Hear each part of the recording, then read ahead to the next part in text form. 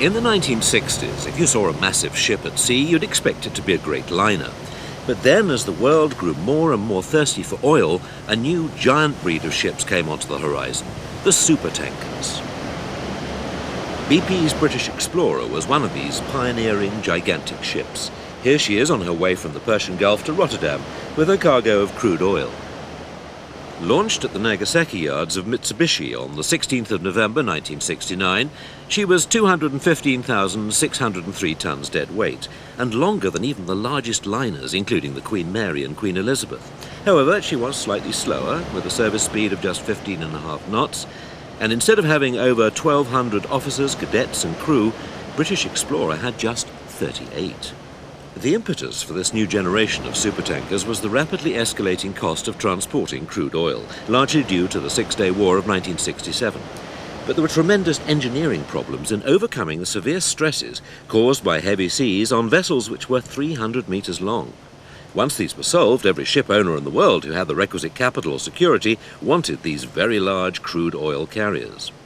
Powered by 2 steam turbines with double reduction gearing to a single shaft, British Explorer was the first of a new breed of tanker built for BP. But when did the story of seagoing oil tankers start, and how did they evolve into the ocean-going titans of today? To find out, we need to go back a very long time. Back to the year 1861 in Pennsylvania, USA, when rock oil began to be extracted for commercial use. The very first vessel used to ship this new cargo from the States to England was the small sailing ship the Elizabeth Watts. She'd carried barrels of whale oil in complete safety on many occasions, but the dangers of shipping crude oil were as then far from understood. Even so, they flew a warning flag to advise other ships to keep clear, and her captain issued strict orders that there should be no naked lights or smoking anywhere aboard or in the vicinity of the ship. But barrels tended to leak, especially in rough seas, and if a ship's hold filled up with gas, it was in grave danger of being blown to pieces without warning.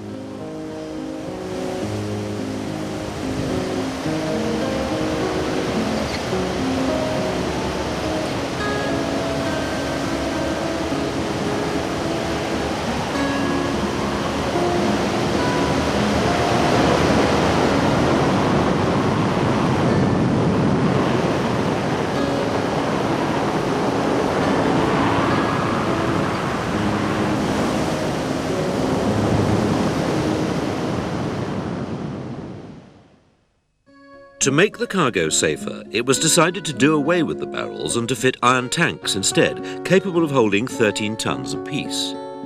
Then came the introduction of the steamship. And with it came a new set of problems on how best to utilize the cargo space and to position oil-carrying tanks. They quickly realized that they could make room for 2 large tanks if the long propeller shaft wasn't in the way, so they moved the engines aft. The next step was to make the hull itself into a tank, which required a bulkhead fore and aft. The hull was divided into small compartments. In the days before test tanks and computers, the only way to test the effectiveness of a design was to actually take the ship to sea.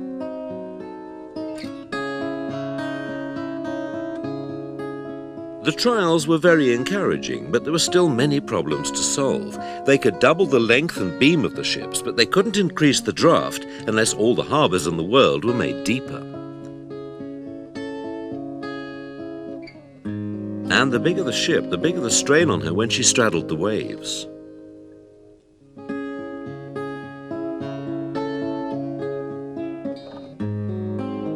All the strain is put on the hull plating. The next big step in developing modern tanker design was to take out all the frames and lay them the other way, like this.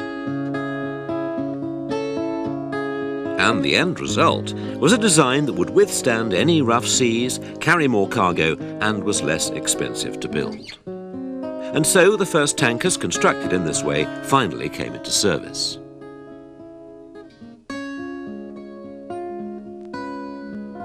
Ships like the British Tanker Company's British Grenadier, she's arriving at the Abadan refinery on the barren mudflats of the Shatt al-Arab River in Iran.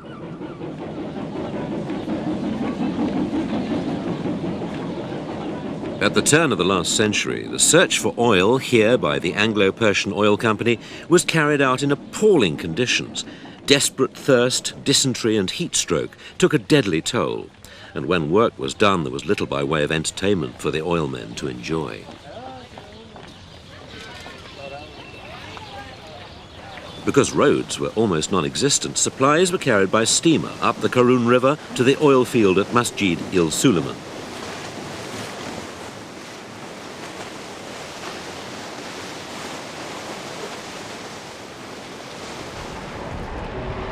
One of British Grenadiers' 11 sisters, the British Viscount, is loading the last of her oil before setting sail for Swansea.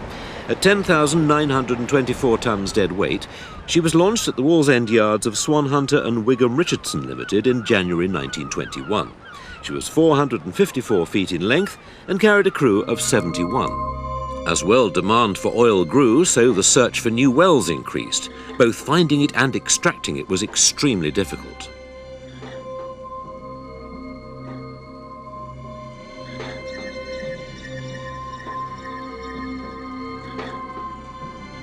Going deep beneath tropical forests, below swamps and rivers,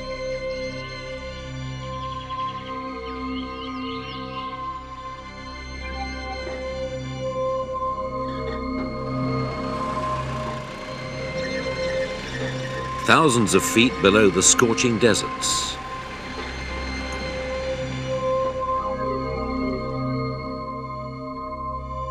Pumped up from lake and seabeds.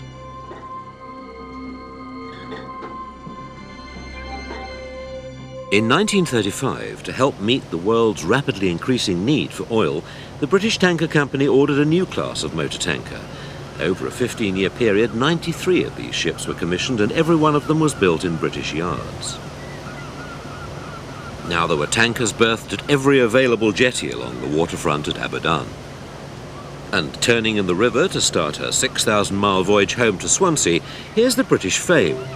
With a deadweight tonnage of 12,250, she was launched at the Wallsend yards of Swan Hunter and Wigham Richardson on the 19th of June 1936. She was propelled by a 4-cylinder Doxford oil engine, which gave her a service speed of 11.5 knots. By September 1939, the British Tanker Company was operating 94 tankers. But this mighty fleet of ships was soon to be ravaged by the devastation of the Second World War.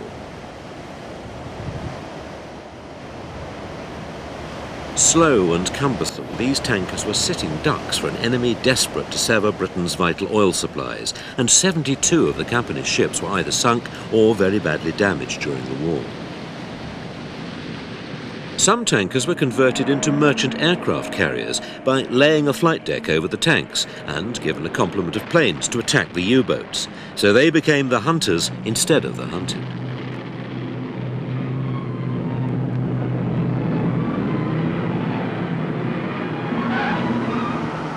Wars inevitably create a vital need for tankers to refuel ships at sea, as here off the coast of Korea in the 1950s.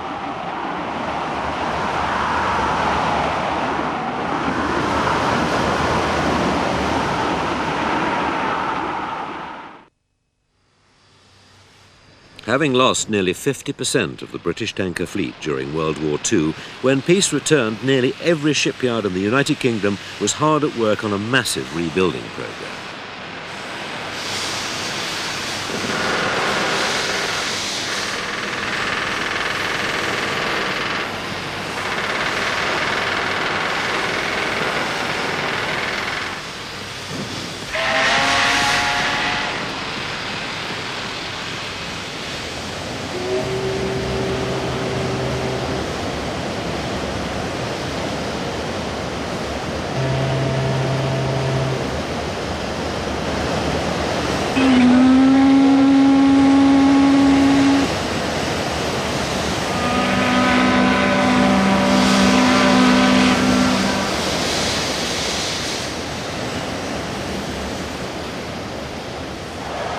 Small tankers for coastal and feeder work, larger tankers of over 16,000 tons dead weight, and then plans to build a new generation of even bigger ships, the first of the supertankers. Sea training schools throughout the nation, like this one, the Edward VII Nautical College, were packed with eager young men learning the skills to sail these new ships. Navigation, seamanship, radio communications, radar, and very specialised training in the different branches of engineering. They came from every part of the country, large cities, seaports, small towns and villages, and from every type of upbringing. Here, regardless of their social standing, they learned to live, work and study closely together. And the one thing they certainly all had in common was the overwhelming desire to go away to sea. If they failed their exams, they were rejected. But if they passed, then a life of excitement, romance and adventure lay ahead. And now, before you all go, the principal is going to say a few words to you.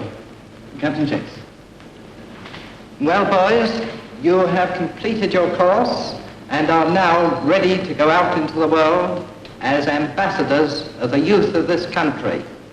If you maintain the same spirit that you have shown here and live up to the ideals we have set before you, you will find success and happiness. It is up to you, each one of you, always to uphold the great traditions and dignity of the Merchant Navy. In saying goodbye, I am, in effect, launching you upon a splendid career in which loyal service and initiative reap their own reward. God bless you all.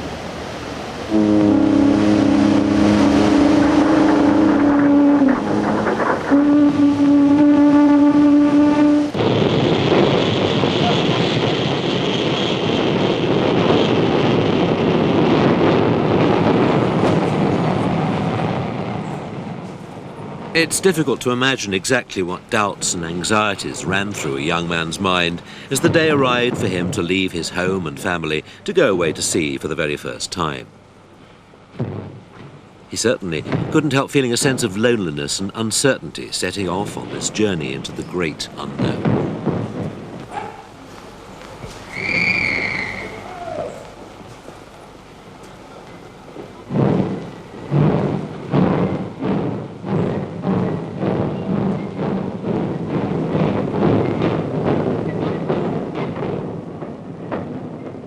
The train gathered speed through the countryside. Other passengers were going about their regular normal business, but this young man was embarking on a huge adventure.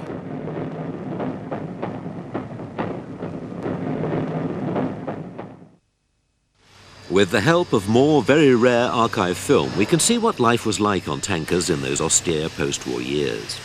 On a grey winter's morning on Tyneside, new crew members arrived to join the SO Glasgow.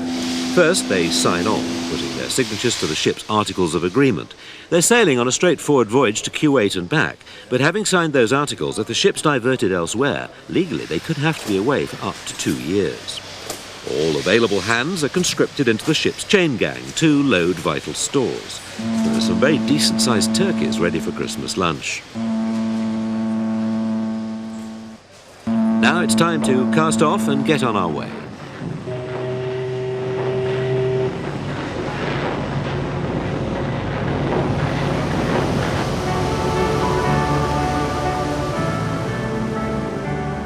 SO Glasgow stands high out of the water as she sails down the river, travelling light in ballast.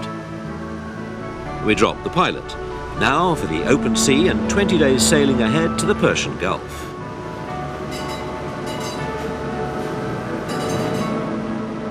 Down below decks, the ship's steam turbine engines use their 6,000 horsepower to bring her up to a service speed of 14.5 knots.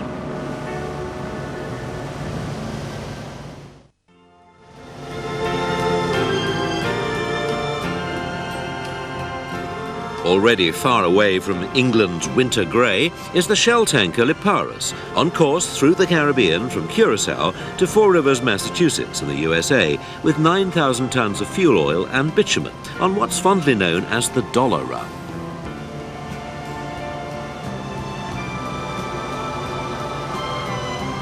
She has a complement of 46, 29 men, 14 officers and 3 apprentices. The captain and the chief engineer have their wives with them, which helps to ensure that everyone behaves properly, especially the captain and the chief engineer. Back in the United Kingdom, the excitement mounts as the train carrying our cadet from the Edward VII Nautical College arrives in Greenock. On the way, he's teamed up with other British Tanker Company cadets. And they're all understandably eager to get their first glimpse of the newly launched British adventure. And after all that training at sea school, this is to be their moment of truth as they board the tender to go out to the waiting ship.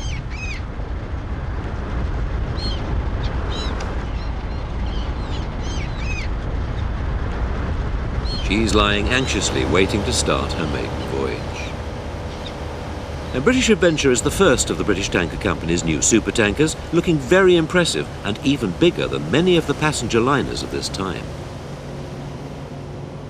Most seamen can feel instinctively if a ship's going to be a happy one or not, right from the moment they first set foot on its gangway. But no matter how many years you spend at sea, you never forget the moment you board your very first ship. The British Adventure's chief officer is waiting to greet the cadets and show them around their new home and introduce them to the ship's master.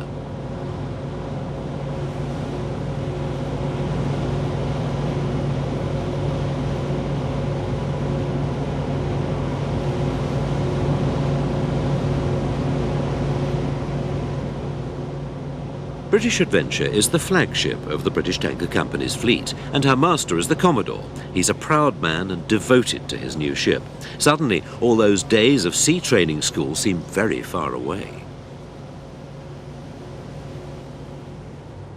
Although these tankers can't offer their crews the same opportunities for time ashore in ports that other merchant vessels do, they do have their compensations, such as excellent accommodation.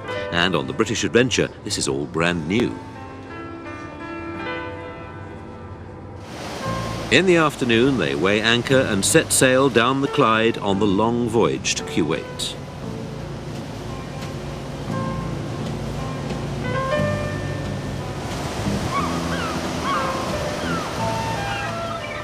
Every cadet has to keep a detailed logbook of his voyage.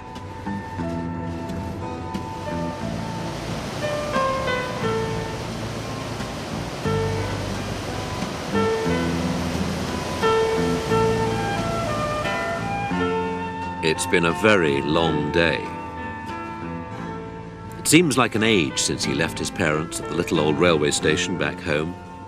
Bunk beds aboard ships always seem so snug and comfortable, and with the gentle movement of the ship to lull his senses, a good night's rest is only a sleepy dream away.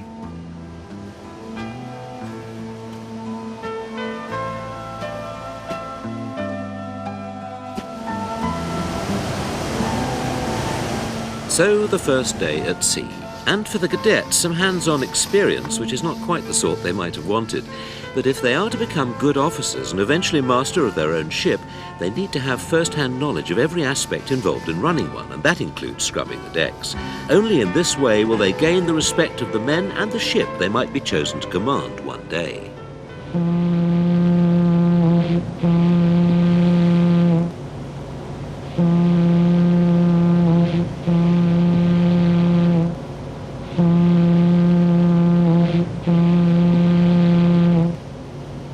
Then there's everyone's least favourite activity, the much-loathed lifeboat drill, known sarcastically in the Merchant Navy as the Board of Trade Sports Day. The British Adventure was launched at the Barrow Yard of Vickers Armstrong Limited on the 12th of December 1950. 643 feet in length, 81 feet in breadth, and at 30,000 tons dead weight, this is currently the largest tanker in the world. She's driven by steam turbines at a service speed of 15.5 knots. All British merchant ships have to stage very thorough regular lifeboat and fire drills.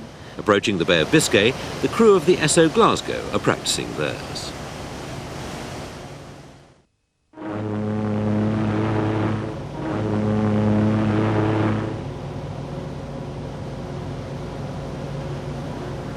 Sailing through the Mona Passage off the coast of Puerto Rico, the crew of Shell's Liparis hold their rehearsal for coping with any emergency.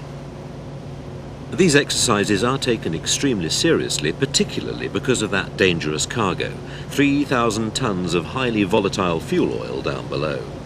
Every man aboard holds a lifeboat efficiency certificate, even the 16-year-old galley boy fresh from the sea training school Vindicatrix.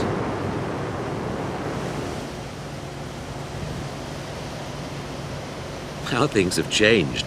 Ask someone on a modern cruise liner to don equipment like this and they'd probably have a nervous breakdown.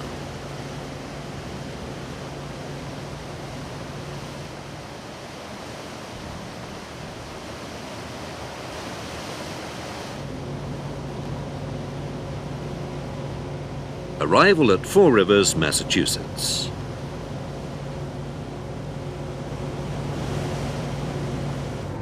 Now it's time for Charlie the pump man to play his key role.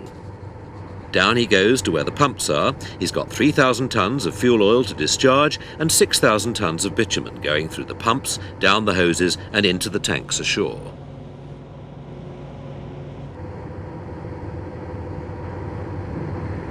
And when he's finished, we'll be ready to cast off and go full ahead back for more.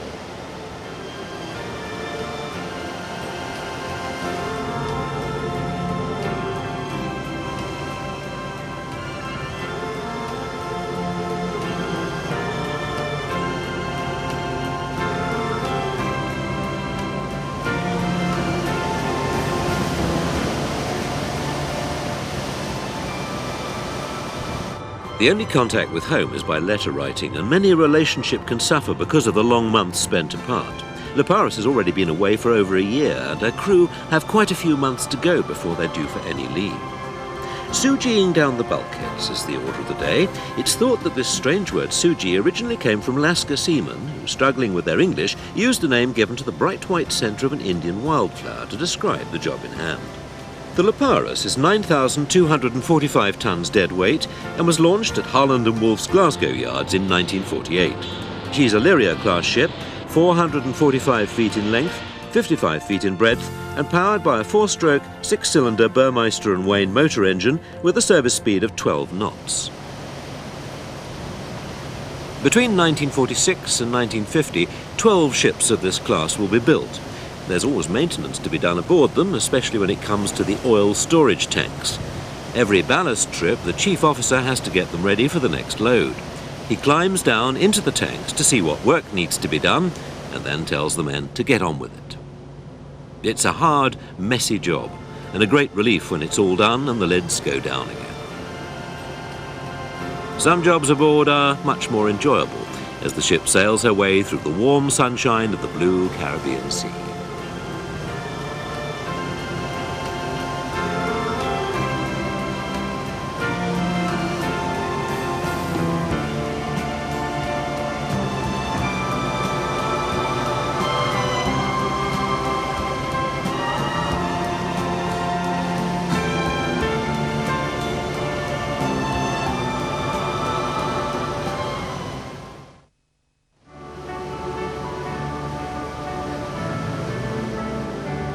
Tanks on the SO Glasgow also have to be cleaned, scoured by hot water pressure at 180 pounds to the square inch. 3 days out of England and the Bay of Biscay is surprisingly calm, something much appreciated by the first trippers, but not so much by the ship's dog, who's desperately missing all those onshore trees and lampposts.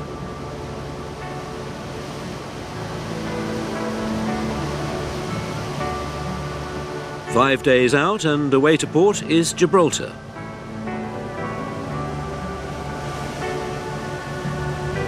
And then on through the sunny Mediterranean. Now it's time for the SO Glasgow to have her tanks gas-freed. These windsalls, as they're called, send a draft of air down below, clearing away the dangerous fumes which hang about in empty tanks. And then comes the messiest job of all. 26 tanks, each 40 feet deep, as tall as a house, have to be cleaned of scale and sludge to be made ready for the next cargo of crude oil. Like those on the Leparis, the SO Glasgow's men are very pleased to get this, the most unpleasant of shipboard tasks, behind them, and to be able to relax in the warming sun. The days have a rhythm to them. Maybe time for a trim. Or to peel potatoes by the bucketful.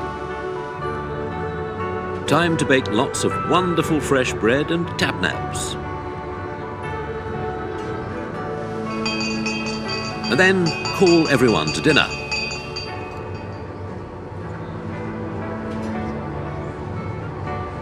The chief cook serves up 3 hearty meals a day. Time to be reminded of home.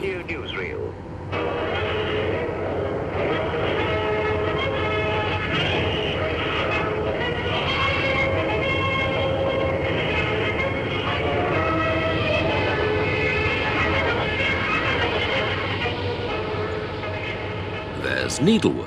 And darn it, there's more needlework. The next trip these socks will go on will be out of the porthole and into the deep.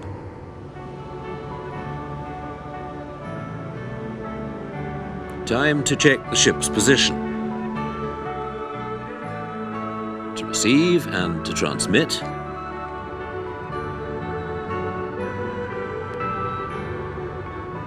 And time for the captain to sit in his cabin and catch up on all the forms and accounts, not only a master mariner, but a business manager as well.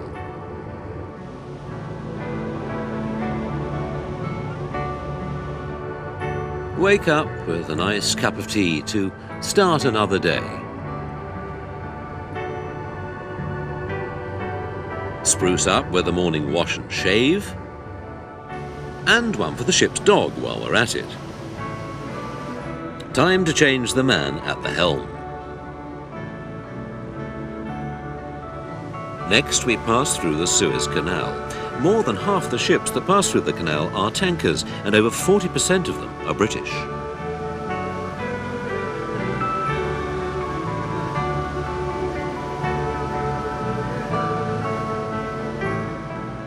"12 days out of England, and up go the awnings as protection from the fierce heat of the sun over the Red Sea.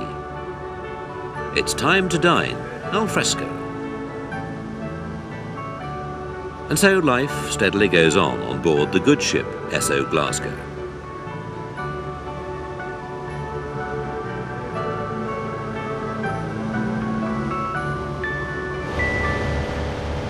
We're well into the Persian Gulf now, and as we slow to take the pilot aboard, so we hoist the Saudi Arabian flag.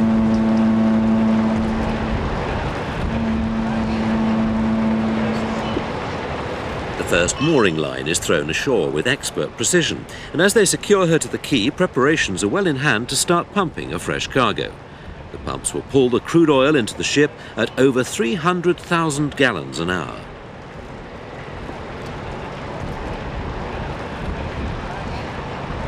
A chance for the crew to marvel at the clear blue waters of the Persian Gulf and the countless shoals of tropical fish.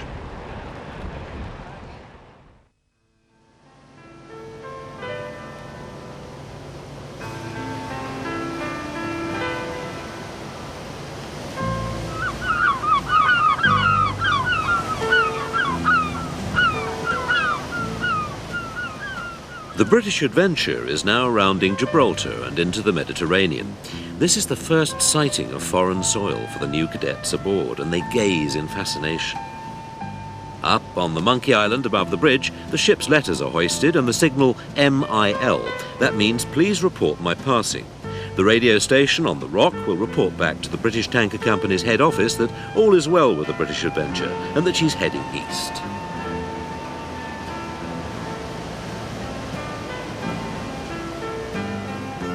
A ship's work is never done, and as she sails her way through the rich blue Mediterranean, it's time to paint the anchor chains.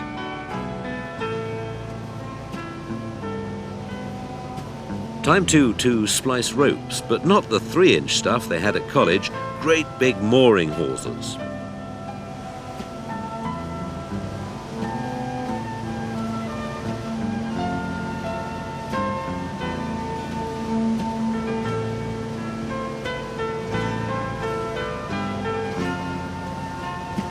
And polish the all-important ship's bell.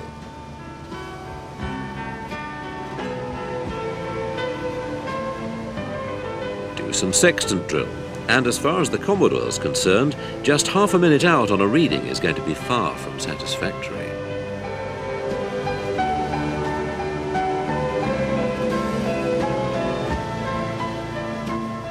For cadets, there are so many different things to do and learn before they'll be ready to become deck and engineering officers.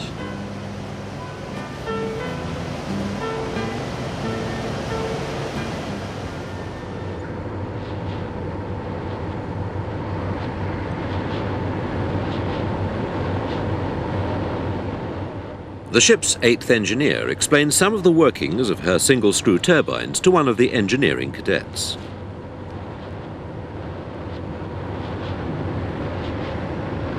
The chief engineer was there back in Barrow when they built and fitted these engines, so he has a very special feeling of responsibility for their performance. Time to switch on the electric supply to the ship's bakery, and before long the wonderful aroma of freshly baked bread wafts around her decks. Good food is always of great importance aboard British merchant ships, especially the tankers. Any ship or shipping company that serves up anything other than the best will quickly earn themselves a bad reputation and become ones that seamen would go out of their way to avoid. In the galley on the British Adventure we have the chief cook, assistant cook, butcher, baker and the galley boy. It's hard work preparing 3 cooked meals a day for over 70 people. In the tropics, without proper air conditioning, it can get extremely hot in the galley and tempers are often stretched to the limit. So the cry of "Peggy!" is heard around the ship as the assistant chef summons the deckhand's mess boy to collect the hot food to feed his hungry men. British Adventure's officers, on the other hand, get a much less raucous call to the dining room, where they can relax in a pleasant setting with crisply starched white tablecloths and silver dinner service.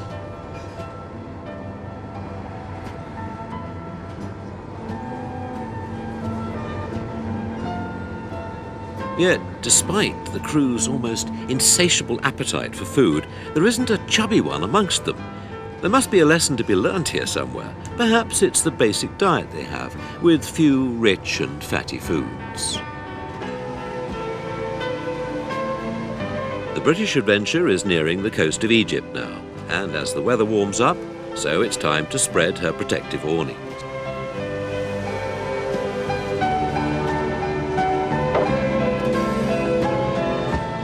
Warm weather and cricket always go nicely together, even if the pitch is a little on the firm side. Still, they're happy, well, at least until they run out of cricket balls.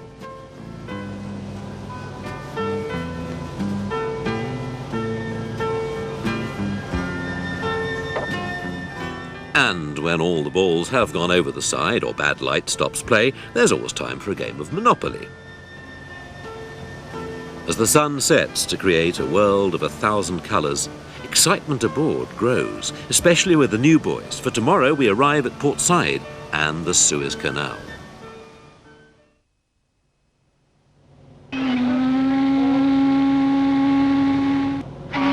They've heard so much about Port Said, and now they're actually there in person, to join with all the other ships going through the famous Suez Canal. There are cargo ships flying the colours of Blue Flue, Ben Line, Glen Line, Federal Steam, Union Castle, P&O, Orient Line, BI and many, many more.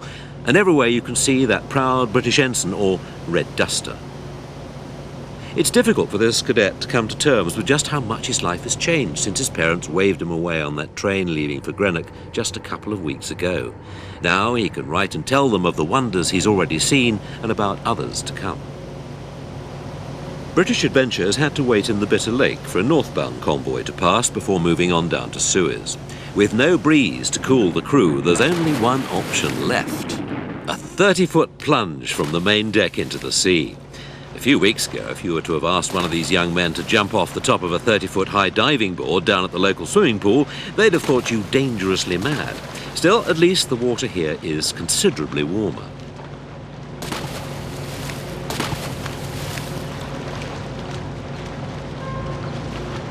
Then it's back out to sea, and it's time to do the laundry, better known in nautical slang as doby, another word that came from Indian seamen.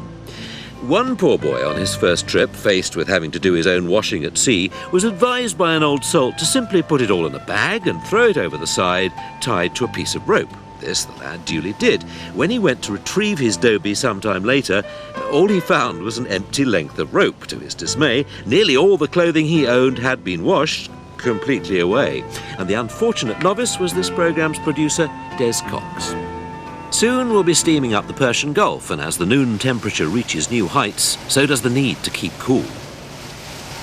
A bit of horseplay is allowed, surely.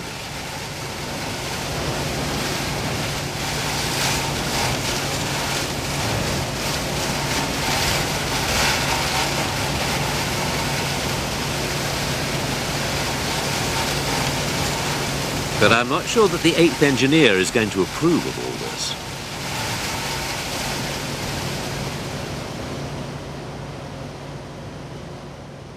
British Adventure has been lying at anchor all night off Kuwait, waiting for another tanker to leave her berth.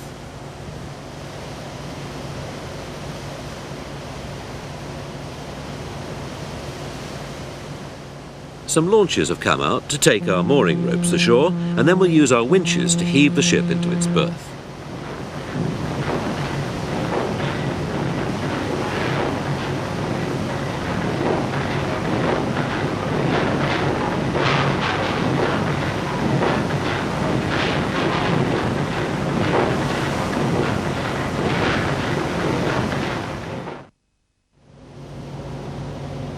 On the other side of the world, in the Caribbean, the Leparus is arriving in Curacao.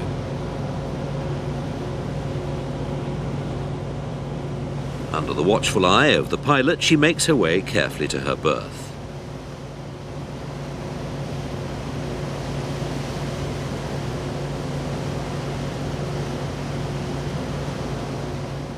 Curacao is a major destination in the oil business.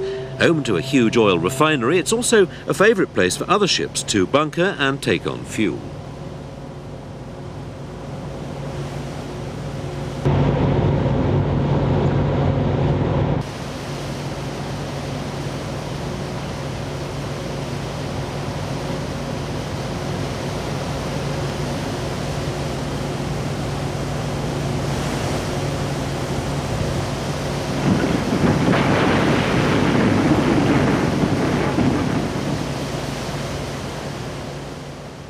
Those crew members not on watch are quick to make the most of the few hours they have in port.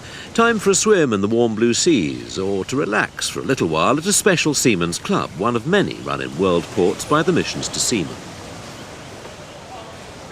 Time for a nice, refreshing glass of beer. Or time to buy a souvenir that will no doubt eventually get forgotten and tucked away in the darkened corner of an old attic. However, in the very hazardous world of the oil business, something very unexpected is about to happen. Back at head office in London, a major drama is unfolding. Hello, what's up this time?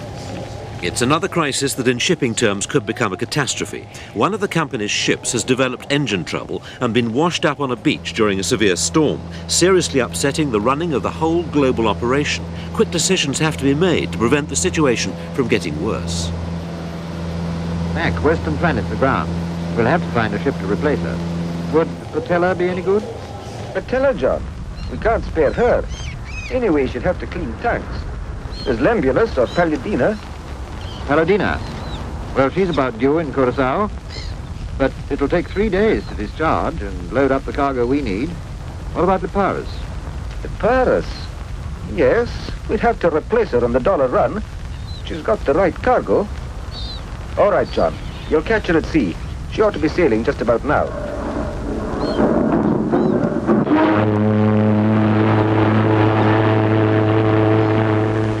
Master Leparus. Now proceed Dublin, discharge bitumen. Thereafter, United Kingdom.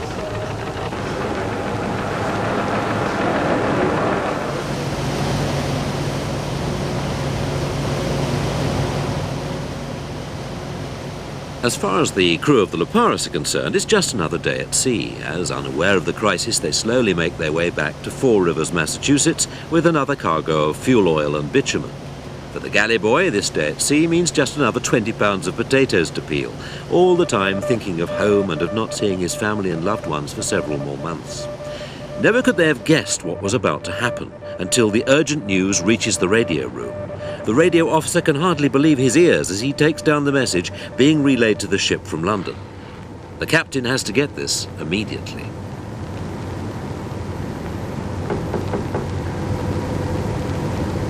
Nice message for you, sir. Proceed Dublin.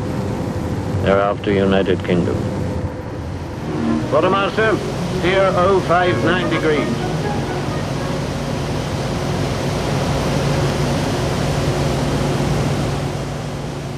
Suddenly, it isn't only the dolphins that are leaping for joy as word sweeps the ship that they are turning for home. Back on the other side of the world in Kuwait, two of the cadets are setting foot on foreign soil for the very first time. It's a thrilling moment.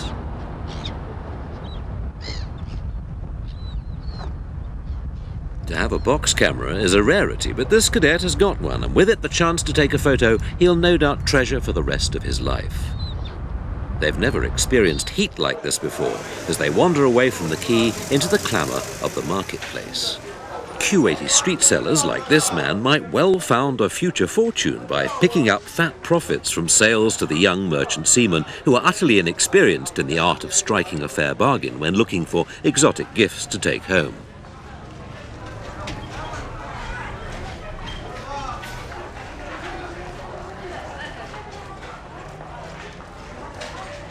Another photo opportunity presents itself, an innocent one that certainly won't give any sailors' jealous girlfriends the hump.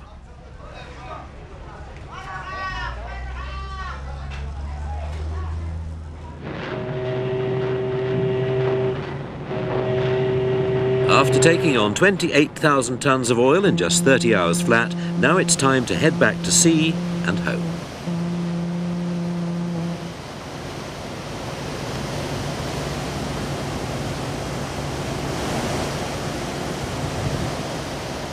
British Adventure is now low in the water and feels as steady as a rock.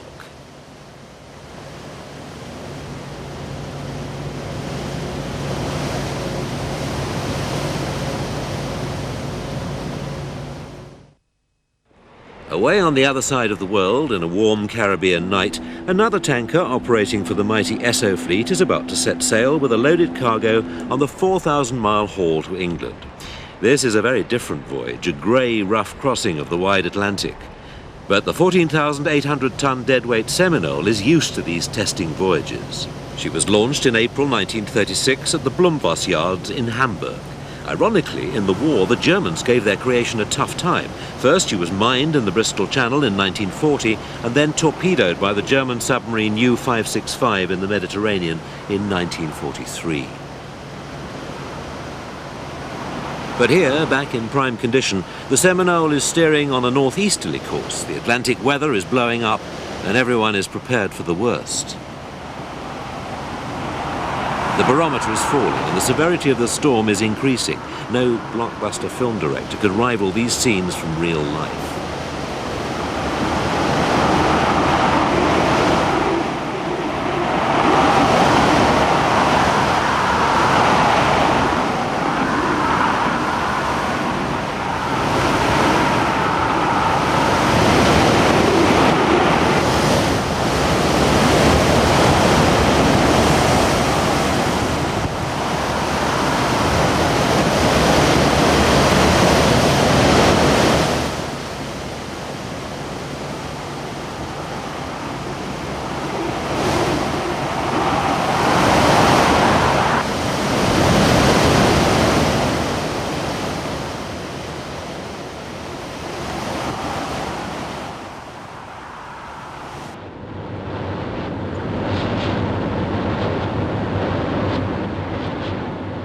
Down below, the Seminole's diesel engines struggle against the might of the howling storm to maintain her speed of 11.5 knots. The British Adventure is also picking up warnings of southwesterly gales for her imminent crossing of the notorious Bay of Biscay.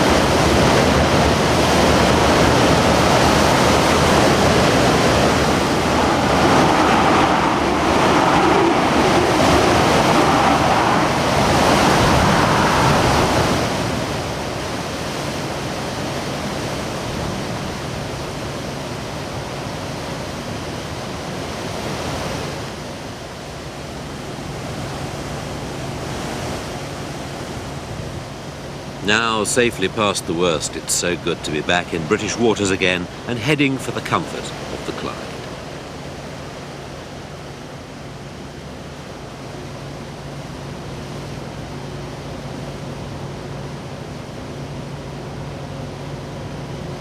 It might be a rather wet and windy morning, but that triumphant homecoming feeling they call the Channels is now sweeping through the ship as they approach the Firth of Clyde to discharge the cargo.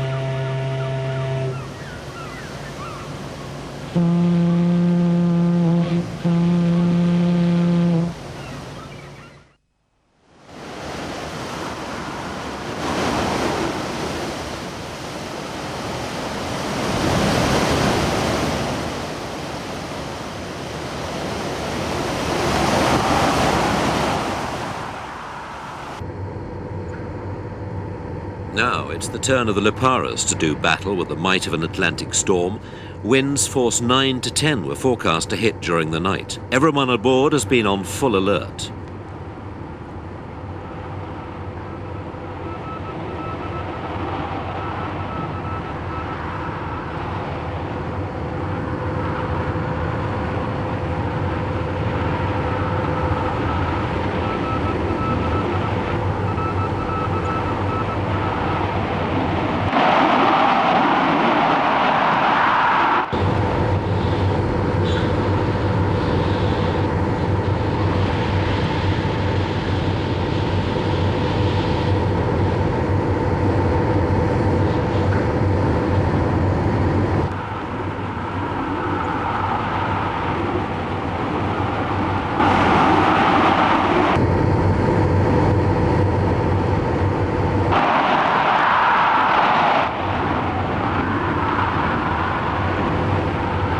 Course 059 degrees, log 93, winds northwest force 8 and falling.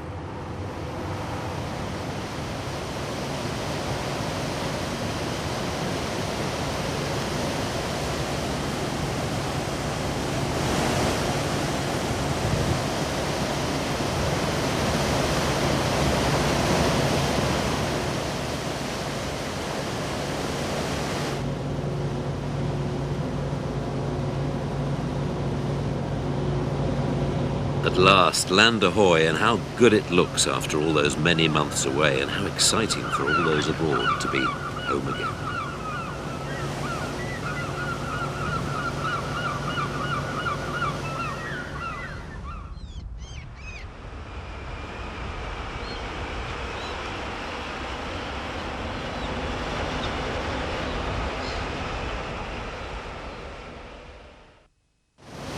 The Seminole, later to be renamed the S.O. Hull, has caught the worst of the Atlantic's bad weather and is mightily relieved to reach the relative calm of the English Channel on her way to Fawley Oil Refinery in Southampton Water.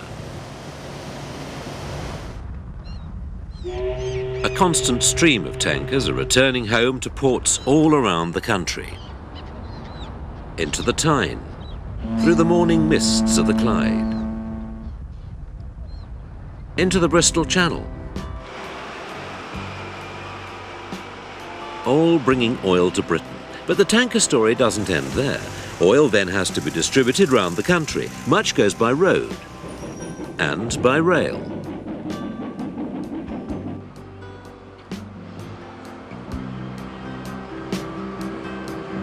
All around our shores and along our rivers and canals, the ocean tankers' little sisters, the coasters and barges, carry their share.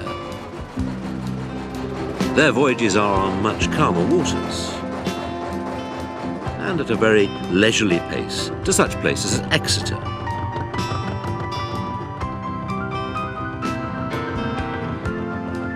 passing through the serenity of the Severn Valley. Wasn't this waterway network so much better than the polluting juggernauts which pound our motorways today? Going past historic homes and quietly through the calm of the English countryside.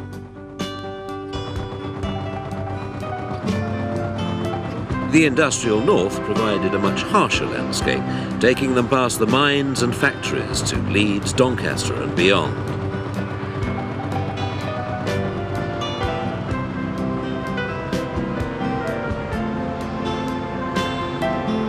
along the busy highway of the Manchester Ship Canal, out into the Mersey, further north into Scottish waters. And in those days, some barges were still pulled along by sturdy and dependable horses. Of course, one of the hungriest areas for oil was London, and progressive, massive technology advances fueled the demand for more and still more. Thirstier and thirstier motor transport, buses, cars, trains and planes. Gallons of oil-based paint to decorate our houses. Oil for tractors to help produce our food. North Sea trawlers. Even helping to incubate our chickens. Fueling signal lamps for safety. There are countless ways we use oil, lighting a cigarette, in the polish for our shoes, in cosmetics, in carbon paper, and now in computer printers. The words we read are made black from oil. It's used in textiles, and clothes are cleaned using an oil product. Great ships are launched on its thick grease.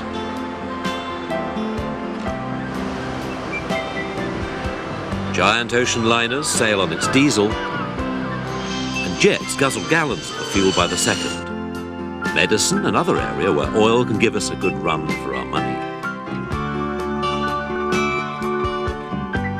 Oil products provide protection for the roofs over our heads.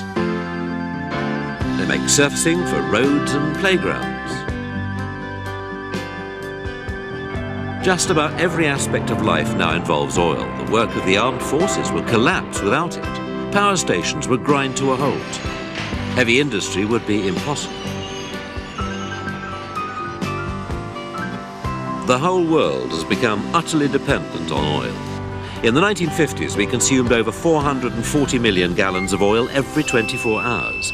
To carry all this across the world involved over 2,000 ocean-going tankers, and we relied absolutely on the crews that manned them, crews who sacrificed their lives in times of war and enabled the world to prosper in times of peace.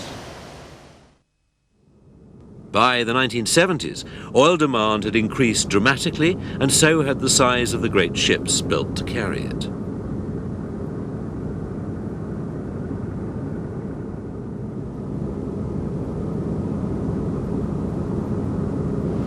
Think back to the year 1861, to the comparatively tiny sailing ship, the Elizabeth Watts, that carried the first cargo of crude oil across the Atlantic.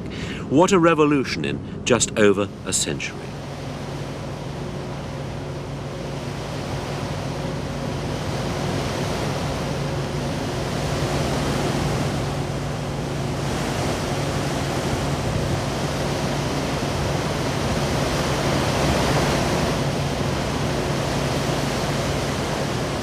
Built in 1975 at the Nagasaki yards of Mitsubishi, the British Reliance was 269,770 tons dead weight.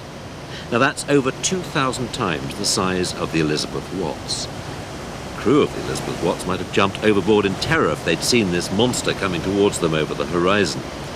And little wonder that these mega vessels became dubbed oilbergs, icebergs full of black gold.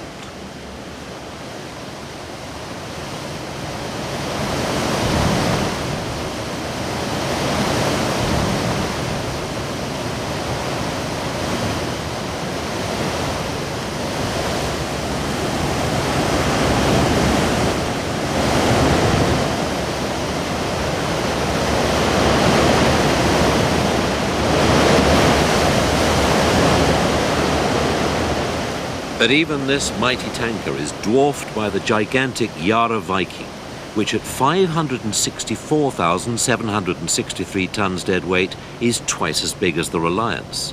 But it needs less than half the crew of the diminutive Elizabeth Watts to sail around the world.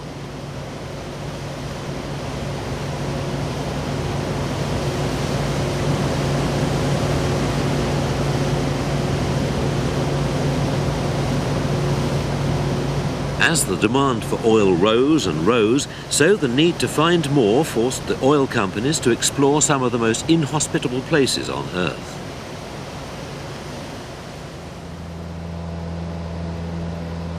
One of the richest oil strikes ever was here at the North Slip of Alaska.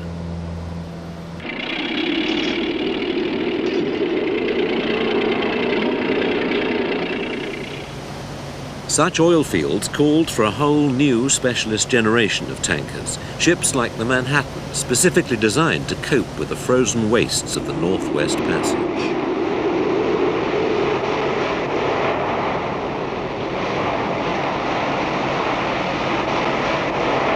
Not so many years ago, tankers like the Liparis, Esso Glasgow, Seminole and British Adventure had to wring every drop of power from their engines to battle against the heavy weather at sea.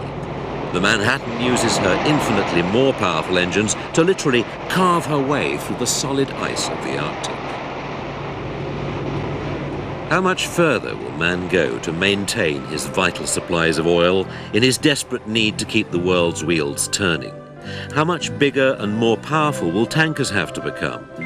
Or, just as airlines ousted the great liners, will oil be replaced somehow, and these giants on the horizon finally disappear from our oceans? Not for a very long time.